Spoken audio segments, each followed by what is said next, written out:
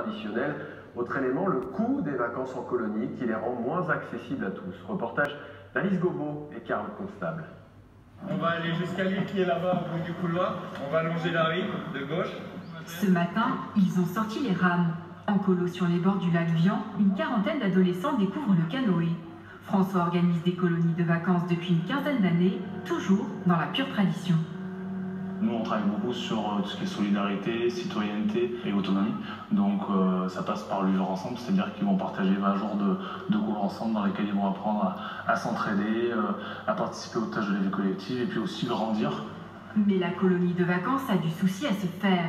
Privatisation du secteur, développement des sites thématisés, de nouvelles offres nuisent à l'attractivité de la colo d'antan. Il y a moins d'aide, bien sûr, et puis il y a surtout des municipalités qui ont monté, par exemple, des centres de loisirs. Et les gamins qui vont en centre de loisirs, ils vont pas en colo. Ou alors les centres de loisirs organisent des colos qui viennent souvent sur nos centres, mais seulement pour une semaine. Stagnation des subventions, normes d'hygiène et d'accessibilité de plus en plus strictes, résultat, les coûts augmentent.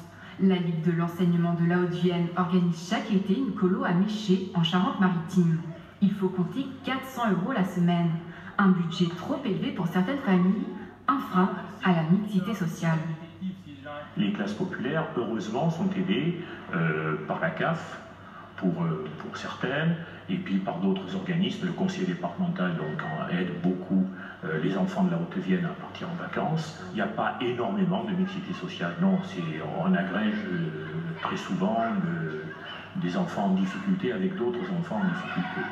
La jeunesse en plein air, un organisme d'aide au départ en vacances, a peut-être la solution. Pour relancer la colonie de vacances et aider les parents, elle propose la création d'un compte épargne colo non soumis à l'impôt.